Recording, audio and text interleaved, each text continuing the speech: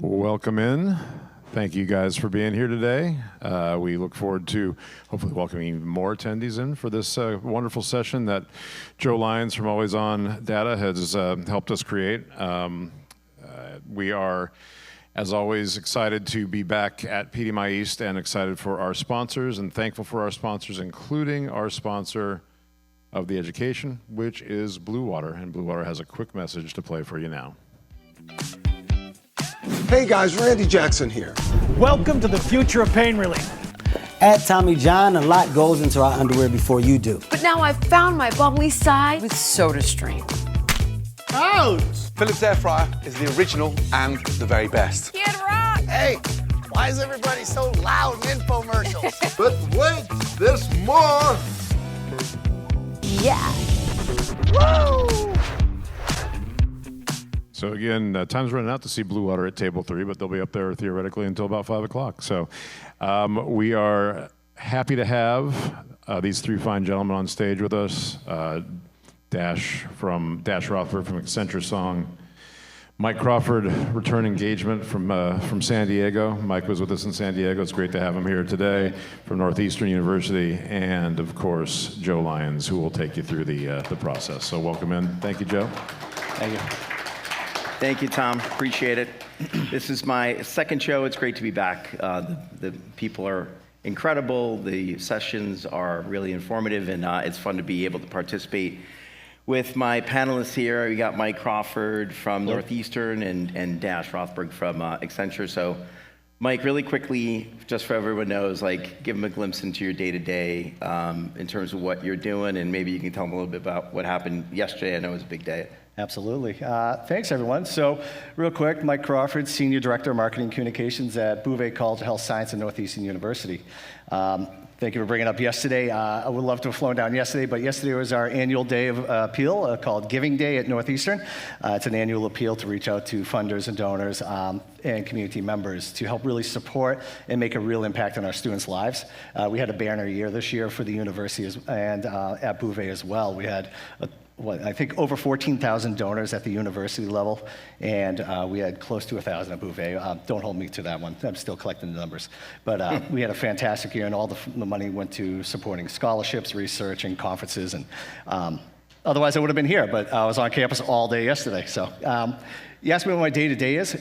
It's interesting. It bounces around. You know, working at a college, part of a larger university ecosystem, we focus on healthcare programs. So nursing, physical therapy, physician assistants, applied psychology. We have 4 schools, 7 departments, anywhere from 25 to 35 programs, depending on how you lay it out. So I'm constantly pivoting around, looking at what the data is for what we're paying for in market, what our content marketing looks like, how our organic reach is happening on social and through other methods. So, you know, we're in many different meetings, wearing many different hats, and rotating through, and just constantly trying to look and refine. I try to live the overall matter of Northeastern, as we're a major R1 research institute, so I try to apply that to my day-to-day by constantly looking and refining the data that we have coming through.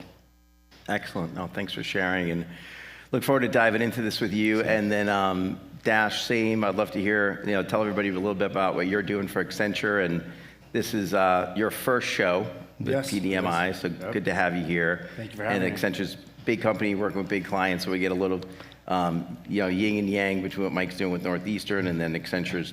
Dash touching a lot of different clients, so Dash, tell them about your so a little bit of day-to-day. I would consider myself a director of growth and data.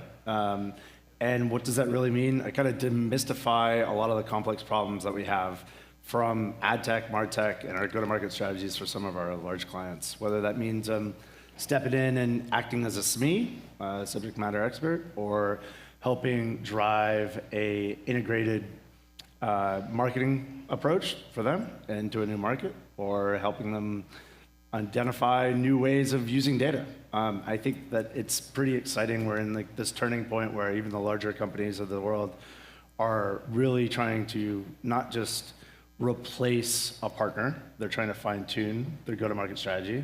A lot of it has to deal with data at its core, and it's really exciting to see sometimes larger companies getting so stuck in the weeds that you'd be shocked of what they see.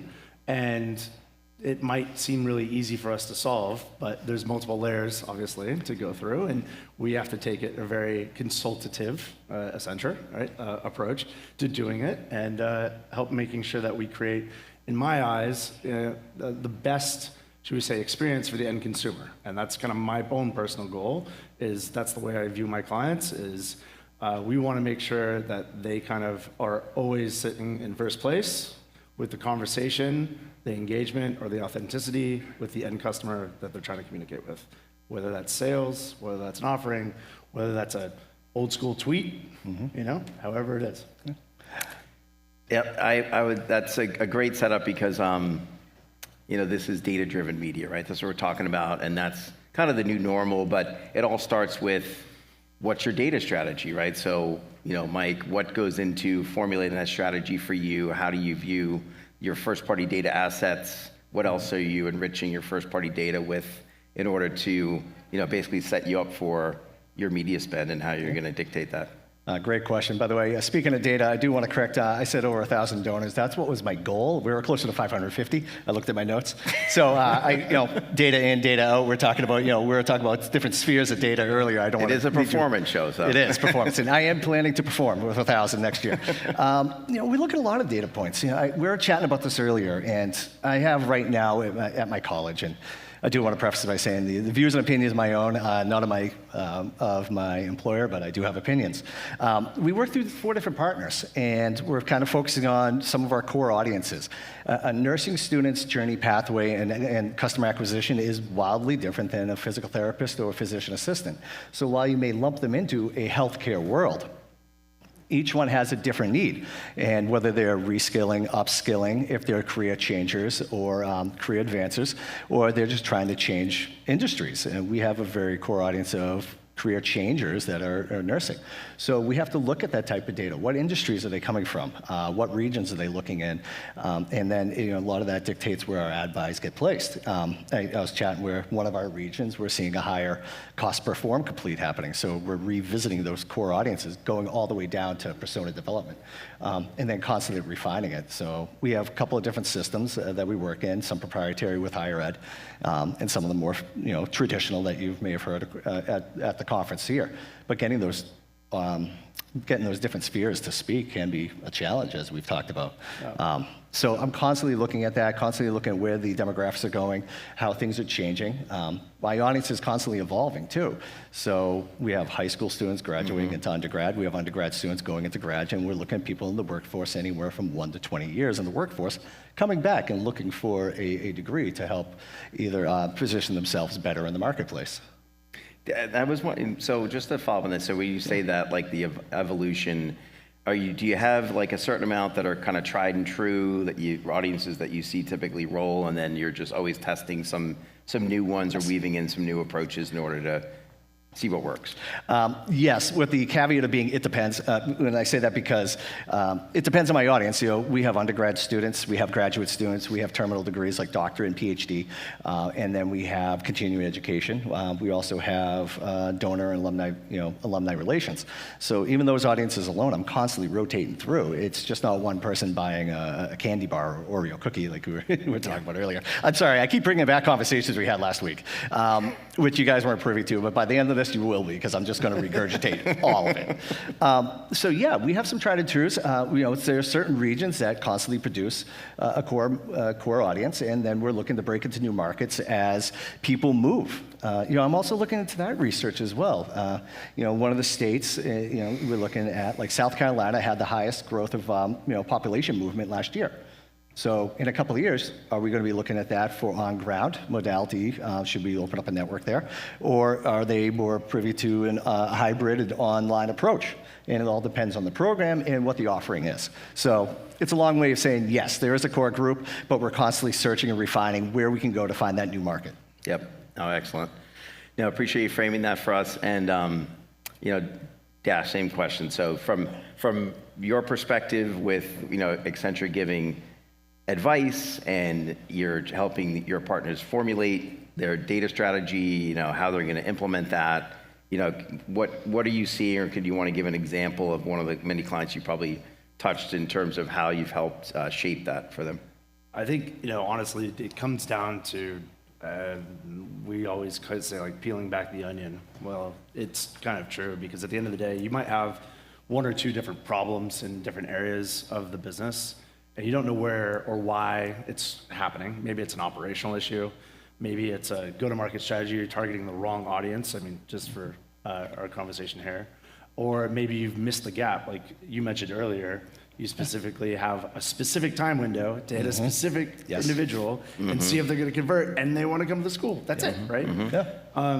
No different than big CPG companies or retail companies that come to Mark. And if anyone in the audience here who's ever purchased a pair of shoes or any item online, and then all of a sudden you get retargeted the next day for the same exact thing, I know it's frustrating, it happens, but it goes back to the data and making sure that you're refreshing it in real time. And so a lot of the times that we work with clients, we start identifying where the core issue can really be about their segmentation, or it could be about their data, or it could be the way that they're appending first and third party data. And just a small call out, a lot of startups or small companies like, well, where do you start? Well, there's 12.8 billion searches on Google now happening per day. There's data out there. Let's just call it as it is. So it's available. How do you get a hold of it? Well, it's making sure, I think a lot of the panelists before said, test. But when we get down to the problem with a lot of our clients, we do need to start basically at brass tacks, looking at creating specific personas and understanding how those personas play into those segments and what is the true meaning of why do they tick for what brand and why, right? If I want to be, a scientist, maybe your school's not the best for me, right? But if I want to be, fair enough. But in the healthcare space, that's a great play for me. So it's making sure you find that correct alignment, and it's okay to pressure test the wrong ways too. I remember the old school days with some Google friends. We would sit around and be like, if we started this new company, whatever it was, how do we do it? And we draw like, this is Mike, this is Joe, this is Dash, and they have these considerations, these feelings, and then you're able to start from brass tacks again. So sometimes I go back to like the old school ways because it just kind of puts everything out on the table. Yeah. And, so what I also want to know from both of you, so what have you seen or what do you think in terms of, I've been on this more of the sales side, right? And a lot of my friends are on the sales side. So when you see these buys get set up and their audiences and there's budgets associated with and Dash, I'll let you riff on this before we kick it back to Mike, but how often do you see the more the better? I mean, you start with more audiences, set up more campaigns, kind of whittle it down. How long do you see those things go before they're like, this doesn't work? Let's pull the plug, let's shift the money, any insight on that in terms of, what you've probably seen a lot of different approaches there. So across the whole ad space, I think that there's a lot of clients that we work with that are also struggling with lead generation, right? They want to go ahead and drive net new leads. And so whether you're giving it to the marketing team or you're giving it to the sales team, doesn't really matter as long as you have a couple things that are aligned. One, accuracy. Two, timing. And so when you ask, does the amount really matter? I don't think the amount matters as much as testing multiple different channels, just make sure that your data is accurate versus putting all your money in one lump sum and going, oh, well, this is all third-party data. That means 51% or more was out of date or inaccurate. Right? Yep. So, what do I do now? I've already thrown all my money in one basket. Right. So, I don't think it's about the amount of money that you're putting in one thing. It's being precise and targeted and making sure that you have a specific KPI, how you're going to measure that. Yeah. Mike, what are you thinking? Well, no, with higher ed, we're measuring many different factors at play. I mean, I know we're talking about click-through rate, and that's just almost, I don't want to call it a vanity metric, but that just gets them through the door and they might bounce out. We're looking at cost per form complete. Then we're looking at app starts, app completes, accepts, enrolls. Right. These are all metrics here. So you're right, I want to call it perfect. Well, we could have 100% app starts to become enrolls. And people will be asking, well, why don't we get more app starts? Because there's always some melt, as we call it. There's always melt at different stages, and just like any other industry, when you have someone to consume your product or purchase your product, there's melt, and they make a decision, buyer's decision at some point. So when we test, I work with one of my partners. We're doing a small spend test, and we're geo-targeting, hyper-specific for one of our very specific programs, and we just pivoted. It was a 5-month campaign. About 2 months in, we completely changed. Now, it was a couple of variables, and as a scientific mind, you want to change one variable at a time. We changed 2. But we were geo-targeting 6 state regions. And where we were putting most of our spend, whether it was on display or if it was through Meta and social or YouTube pre-rolls. And we're taking a look at that data there. But ultimately, impressions can go in there, frequency can go in there, what we're looking at there. But I'm looking at app starts. And app starts, app completes, and enrolls. Now, with that being said, you touched on it a minute there, Dash. There's a runway, and I'm specifically talking about graduate students. As I mentioned, I have like 7 different audiences I'm thinking about at any given time. With grad students, there's a runway. So just because you put an ad in front of someone and they're shopping now, it could be upwards of 2 years before they make a decision that it's time for them to go back to school. So how do I get in front of them at that right moment? Because then we have something like a 6-week window to capture them at that point. So once someone makes that decision and they're further down the funnel, am I serving the right ads at the right time? Have they even filled out their form, or am I putting them on a long enough drip campaign? So a campaign I run for 5 months this year, it may not necessarily translate to apps this year, but it could easily translate to apps in 2027.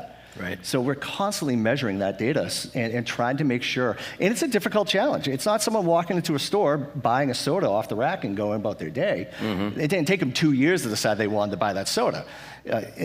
So we have to look at those audiences, constantly refine. So we're doing long form drip campaigns. We're looking at different shorter runways and where they are.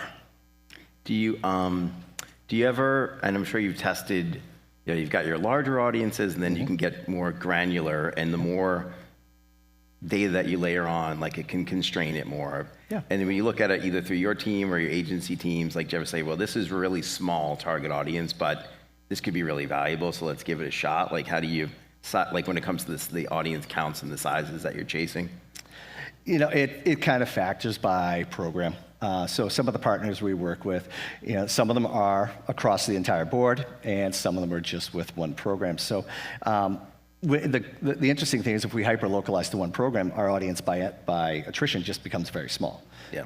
You don't have 380 million people that want a master in public health. It goes down significantly smaller. Right. So we're always able to test on what you could consider a smaller audience. You're talking about less than 10,000 people within a region, and what their segmentations are depending on their actions they're taking online, what websites they're visiting, and trying to curate that data into that point. So it's always almost micro-audience targeting at that point. And then we move it by region. And that's just like one singular program. The other ones, it's more of a national buy. The other thing that haven't touched on, I'm sorry for going on, it's my 3rd cup of coffee. I apologize. I landed this morning, so I've been drinking nothing but caffeine, and you guys have to, unfortunately, be my victims of it. Coming in hot. Coming in hot. Higher ed, there's over 5,500 different higher ed institutions across the country, and not all of them offer like nursing programs, but a lot of them do. So we're looking at data as compared to our competitors as well. Yep. One follow-up question, and follow-up question for you, then we'll kick it back to Dash. But just so with that said, so with the publishers, right? Like with the partners that you're choosing, or the channels, where you're spending money. And of course, more often than not, everyone has to spend money through the walled gardens and the Googles and the Metas and everybody. But then what else goes into, what's factoring into decisions as to, what other publishers are getting money and how much money they get and why, like the choice of the supply that you're accessing? Great question. It depends on need in the marketplace. It depends, a lot of those factors too. We're hiring them to be, I think I said at the last one, when we partner with someone, I don't partner with someone to tell them what to do. I partner with someone for them to tell me what to do. So they're coming at it from a position of subject matter expertise. So if they've already had an established success, maybe in that industry or in that channel or foray, then I use that baseline. And we work with there. It's almost like starting with trust before untrusting. So I start with that trust. And then if we're in market long enough, you may gain or lose that trust. Yep. I brought this up last year, but I'll bring it up again. When I worked at my prior institute, we had an agency, and I was grandfathered into that agency. They were the agency that was there before I started. I started looking at the data. And now everyone was running fine. Nobody was touching it, just because no one had the time to look at the information coming through. And I brought it up to the dean after I did the research, and I looked at all the programs, and it was something like a $50,000 cost of new student acquisition. Now, $50,000 for one person. Name me an industry where that's okay. Yeah, even if you look at tuition prices, what they were. At my last institute, we had no program that was costing $50,000 for 2 years. So we brought that up to them, and the trust was lost, and that's when we put their feet to the fire. They showed us their back end as much as they could, and then we ultimately separated and moved to another agency. Yeah, no, I don't blame you. That's a tough one. Yes. But it happens. It's not surprising. I mean, like advertisers today, like I think there's some crazy number. Less than 10% actually believe in the data that they're seeing, right? That's why you need to have, whether it's a third-party authenticity measurement, whatever it looks like, but you do need a sniff test everything that you're doing.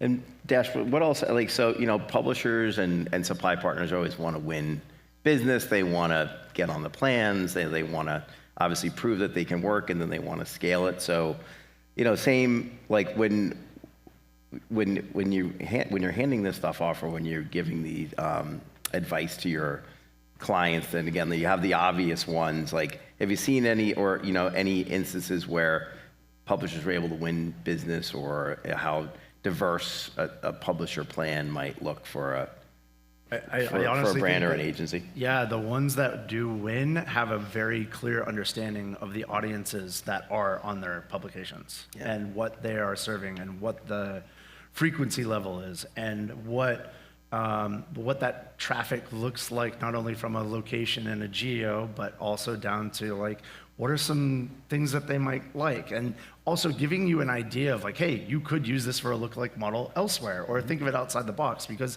if we're just doing the same old thing and putting lipstick on a pig and just slapping it on saying, hey, this is an advertisement, you should buy, I don't know how we're going to evolve. And I think the consumer at the end of the day is recognizing that, and they're already saying, oh, no way. So when you ask me, like, what are the publishers that really do win in this space?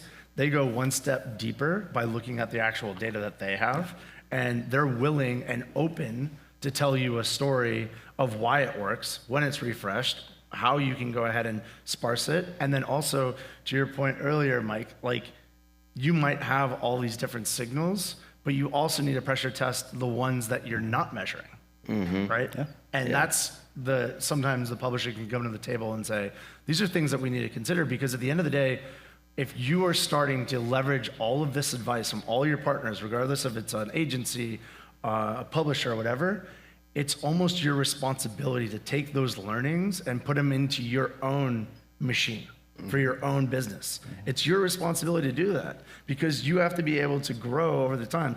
The three of us are not here because all of a sudden Tom was like, hey, that's it, PDMI, let's go. We've had experiences in witnessing it, and just like all of you have, you need to take those like serious experiences and learn from them, because I look back at certain times and I'm like, wow, I did learn that then, and that's so applicable to this client. Yeah. Right? I totally agree. I mean, I couldn't agree more. And I have a lot of conversations with publishers, and then there's the data savvy publishers who do know their own audiences coming and going, and then there's others that just don't, and the ones that don't, I'm like, you're at a big disadvantage. They just don't, and like, well, we let the buy side use data to figure out who these people are. I'm like, that's not going to bode well for the long haul. So it's like, you really got to get a handle on that. Couldn't agree more. Shifting gears a little bit, tech talk, and there's that's just comes to the territory.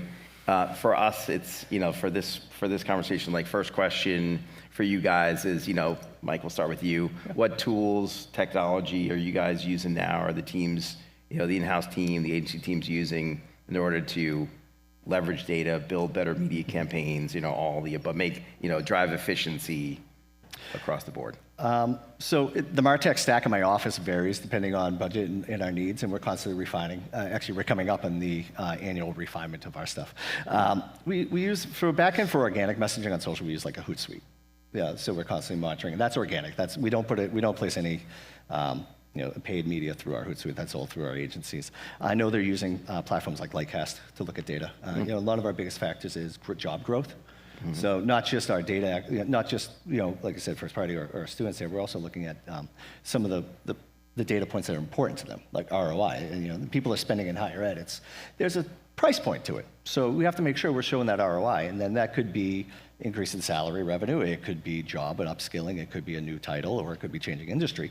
That investment differs depending on my target audience. So I know they're using places like Lightcast, Hootsuite, and then internally we use Yoast for SEO search and plugin, and then some other platforms that, I don't think you'd call Adobe as part of that platform, but we use some of that.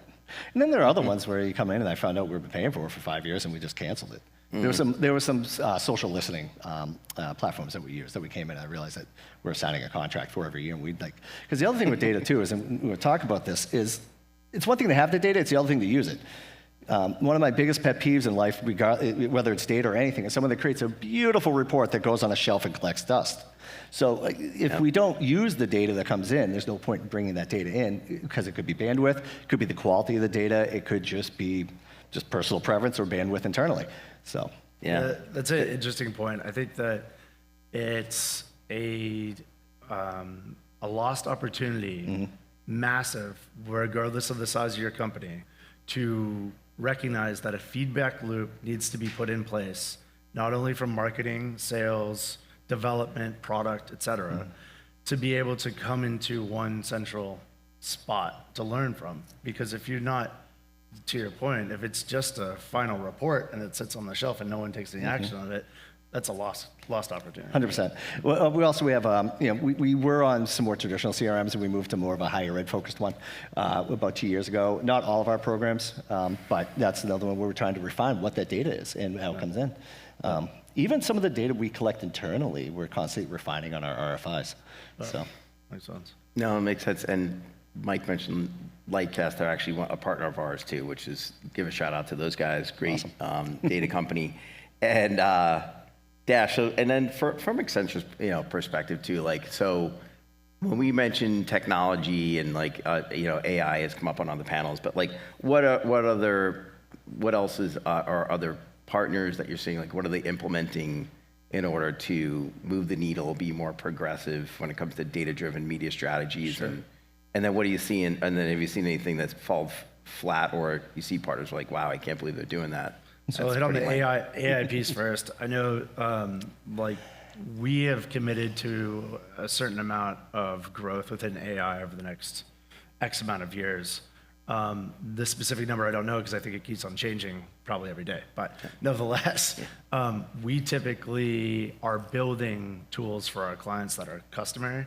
And I think that's interesting to note. I don't know if a lot of people know this, but Accenture also builds out remote sales team or growth engines for hire for our partners. So whether that means doing ad sales on behalf of X company, or driving sales to help more cloud uses in another area.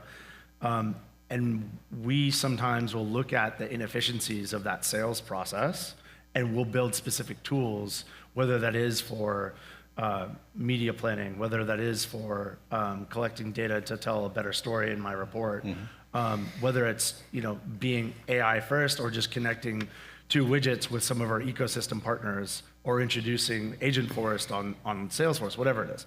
So it ends up becoming very customary towards whatever the real focus is, and sometimes we do build them internally and then transfer them over.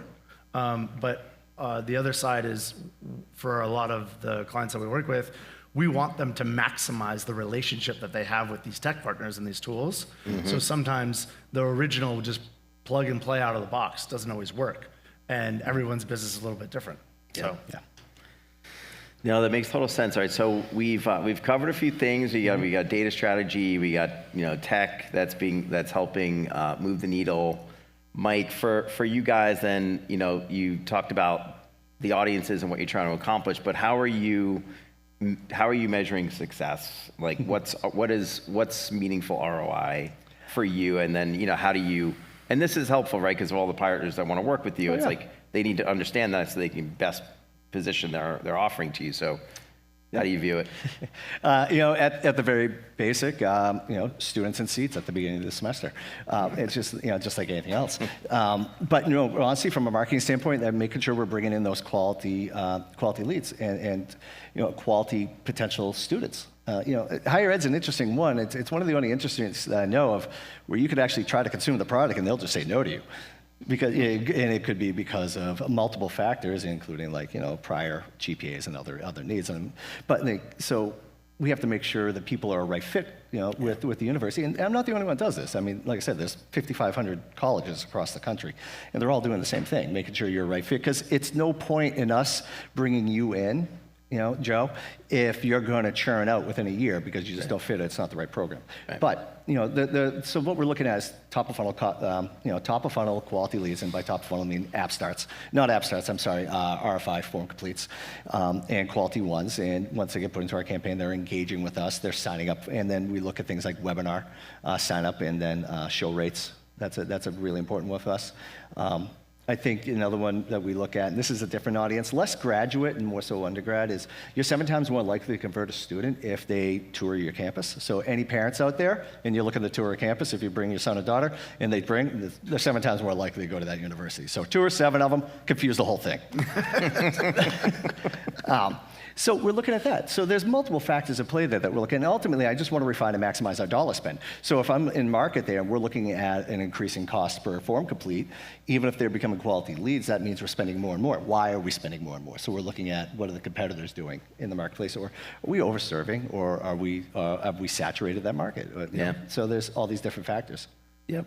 No, those all make perfect sense. And that's the challenge, right? It's like this is a performance-related show. It always comes back to that, right? At the end of the day, you have to do your job, and your partners have to help you get there. Dash, same thing. Like, so for everyone's sake, the same type question. Like, what does Accenture, like, at the end of the day, you guys can give advice and there's strategy and all that good stuff, but then the stuff has to turn into the outcome. Like, you're working with partners that are running businesses. So same question. How do you we're seeing that also. Like, we're now shifting into a world where a lot of clients are asking for outcome-based deals. Yeah, exactly. Right? And so it's really important to, now you have to put your money where your mouth is, and making sure that the data and the advice that you're giving, if we even come up with a solution for a client, but we don't test under the hood of the actual data, no matter what we had suggested, can completely be flawed because of the earlier point you made. Bad info in, bad info out, right? We're not going to have the right targeting to be able to do that. So the measurement happens, right at the beginning, making sure that you have specific KPIs for every step of the way, whether it's a go-to-market strategy, whether for a client, whether it's reviewing the way that they're marketing, whether the way that they are doing account management for their media buys, and focusing on everything that revolves around time and efficiency, spend, and again accuracy. I think is really key. But then also recognizing that for some of our clients, they may be trying out different data providers for whatever marketing that they're going with. And it's important to also recognize that there can be some overlap. And don't just go ahead and say, oh, I want to try with these two and it's going to be great. Let's throw it all in one basket. It won't work that way, right? And you're going to see overlap, and you're going to see this, decay of the performance of your campaigns. So it's just as much important to, your question of like, what do you measure, or like, putting it in line with KPIs while you're running these opportunities, but also to set up some standards and guardrails prior to doing that. Right. Otherwise, you won't set yourself up for success. Right? Does everything factor in? Like, there's data-driven, and then there's things that complement data-driven strategy, right? So there's linear TV, there's digital out of home, there's a lot of things that, there's radio, there's things that could be all factored in here with the media strategy. Like, do you guys see, like when you're measuring your outcomes, or or the ROI, like how to take that into consideration if you're spending money outside of the directly measurable stuff? So at my college specifically, unfortunately, we're not at the moment yet where we could spend money on things like radio. I wish I could. I spent 10 years in radio. I love the industry. It's always going to have a near and dear place in my heart. And I have friends that still work in radio in major markets, and radio works. It works, but it's just sometimes it's difficult to translate how it works and build that into the ROI. We used to make the old joke back then: half my marketing budget works, I just don't know which half. So, and we constantly tried to tackle that while in radio, and now we moved over to I've shifted over to higher ed. So we don't really do a whole lot of at my college specifically with specific out of home and radio. I would like to. Other colleges do with success at the university, but they have to measure it against their spend otherwise. Yeah, no, that makes sense. Dash, same thing. You got. Well, maybe there's awareness, there's things that you can draw, there's things that can factor into, your funnel, let's say, but then there's, at the end of the day, it is performance, outcome driven. Have you seen any clients have this holistic approach, or are people more data driven? I mean, let's just be clear, we don't really have a lot of Fortune 100 companies that are wanting to jump to the table and say, hey, let's do a flash mob and see if we're going to measure that, because it's not going to work out. But nevertheless, maybe for a small little brand launch, it's possible. But going to it, it's we're seeing a shift towards really getting a grasp of measurement and attribution. And Accenture has been focusing a ton on how are we going to measure that from multi-mix modeling from the start, and making sure that your data is in the right way, organized and segmented correctly. And if it's not, then the mixed modeling play doesn't really work. That feeds into the attribution at the end of the day. And so those two together are kind of the core of where I kind of get excited, because you start seeing this growth of AI. We've talked about it numerous times, but now you have the ability to really have a pulse on what's really working and what's not from measurement. And you can now really take that and feedback all the way, as I said before, the feedback loop, back into the product, back into the sales, back into your go-to-market strategy, back into your marketing or your omni-channel approach, wherever you're going to be buying your media or your placements, right? 100%. Well, I wanted to ask that question because I wanted you guys to both say that data would be the big driver, because I sell data, so it was a good data's the big driver. Question for Data's a big driver. Data-driven. Music to my ears, but it makes perfect sense. But It's there's other only things works that if it's always on, Exactly. On, Thank you. You're Yes. Thanks for the shout out there. You're welcome. Tom, I don't know if you want to take any questions. Otherwise, I got a couple of fun ones to run these guys through. Keep going. So question for you about, we talked about how you're handling diversity and, how that's viewed now. And, right before this panel, there was a panel about reaching Hispanics, and going through, that, using audiences to do that in data. So what's your approach there now? And this is for, sort of minorities or women or any, what's the take? Authenticity. We're very authentic, especially with our messaging at the university, at Bouvé College. We're kind of at an inverse. I believe, I got to look back at my numbers to confirm, but I think we're 60-40 female, male. So, you take a program like nursing, it's been historically populated with women. So we're trying to target additional males and to join the program. So when we do student takeovers, testimonials, and we put different content in market, I'm showing the depth and breadth of the students, the population that are currently enrolled. We never use actors. We never use people that aren't Northeastern students. So we're letting them tell their real stories, their real experiences, the real impact that they had, and how they're redefining what they're doing in their program. So we're constantly, we try to target all audiences with the quality of the product and by being very authentic. I mean, we have some programs that are nearly 100% women-driven. So, we're constantly moving around and working to see, how to make that biggest impact. Yeah, no, that makes sense. Dash, same thing for you.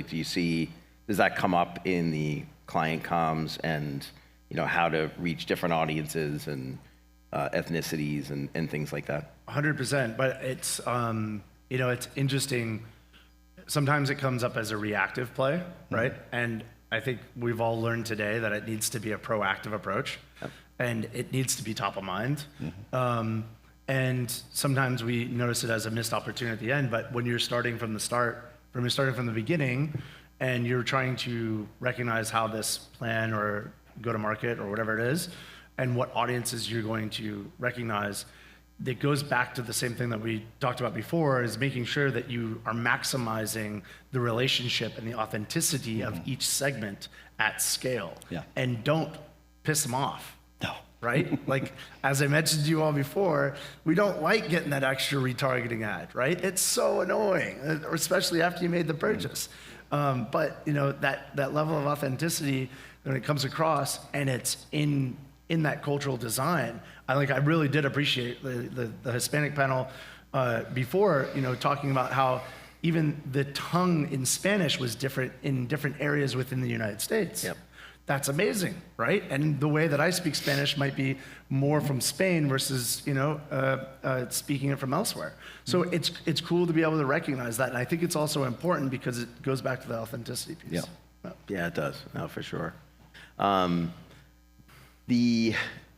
other question I have for Mike too was, you know, and this is again from, you know, and you're going to hang out. You're going to hang out the rest of the show. You run into a lot of people here. You know, and you get hit up a lot in terms of outreach, right? And you probably get a lot of email calls, but like on emails, like what's, just out of curiosity, what's best practices? Like if you're going to look at an email or reply to somebody, particularly if it's cold outreach or people trying to, you kind of know who they are, but they're trying to get a meeting with you. What resonates?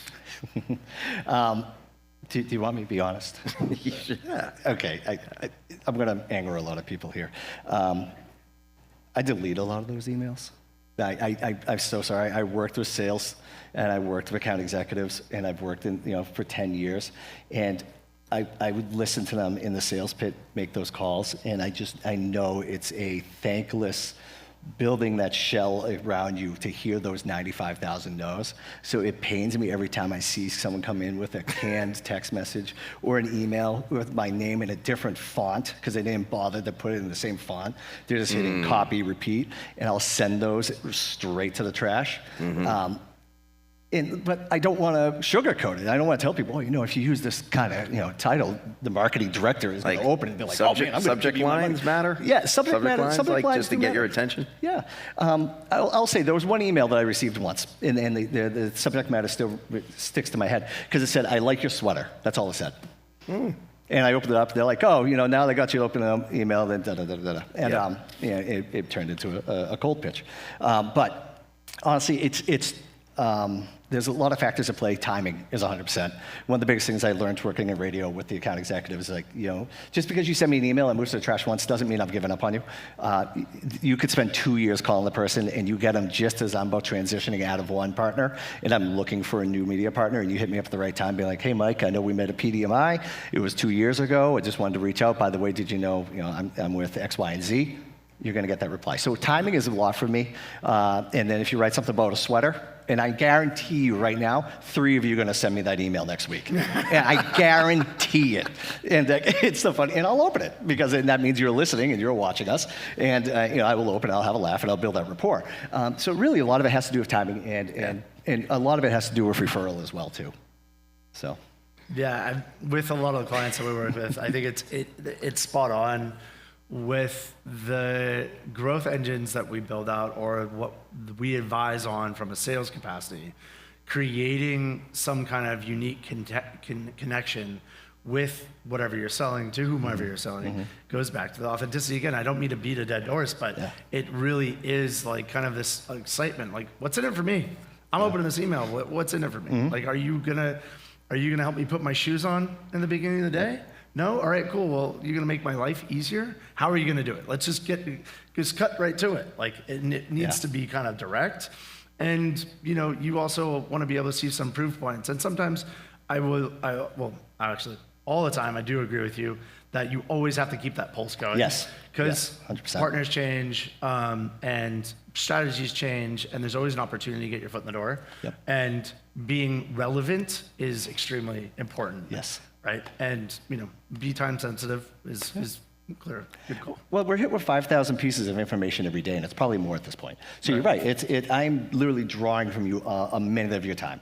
And most of us are probably getting tons of emails all the time. Or LinkedIn messages, text messages, phone calls. So what do you, it has to be a copacetic relationship. You talked about agencies a little bit. It's that partnership here. Love it. Yep. Do I have time for my daughter's story? Share it. So we're at a performance marketing data conference here, and I was telling them in the prep meeting last week. So a couple of years ago, and this is something about good data, bad data. I'm sitting at home one day, and I receive a mailer, and it's for retirement financial services. Nothing out of the ordinary, right? Except for it's addressed to my then 2-year-old daughter. So me being the person I am, I completely dropped what I was doing at work, and I was like, I'm going to get to the bottom of this. And this is what you mean about like where you buy this data and how you figure it out. So I called the financial service company. Hi, you just mailed a flyer. Wonderful, it's great. My daughter's 2. She's probably not going to retire for another 60-something years. How'd you get my 2-year-old daughter's name? And like, we used an agency. All right, what's the agency? I called the agency. I was like, hi, you're working with a financial retirement service company. They mailed a flyer a mailer to my 2-year-old daughter. How did you get her name? We work with a data marketer brokerage company. Great, what's their name? And I won't tell you the company's name, it's a pretty major one. I was like, cool, so I called them. I got a person on the phone, and I was like, hi, I hear you're working, you sold some data to a marketing agency who then sold it to a vendor. I was like, you have a 2-year-old on your list. I was like, can you do 2 things for me? I was like, 1, can you remove her from the list? And 2, can you tell me how she ended up on the list? Well, they did 50% of that. But so let it be known, you're not going to always have someone as active as me to, waste 4 hours, or in my mind, I think it was a very advantageous 4 hours. My wife was in the other room just shaking her head the whole time, and like, don't you have meetings to go to? And I was like, so, that's, for every one of me, there's 1,000 people that just receive a flyer, a mailer, an email that's addressed to the wrong person in the wrong audience. So cleaning that data, making sure it's relevant to that audience, just making sure that they have the name spelled right. These are all factors at play, because I consider the data broker firm lucky that I called them.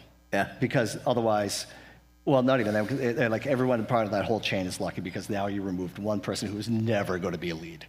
Maybe in 60 years. But at that point, I don't know, AI might do her retirement. Love it. That's wild. Great way to end that. Any questions? Yeah. All right.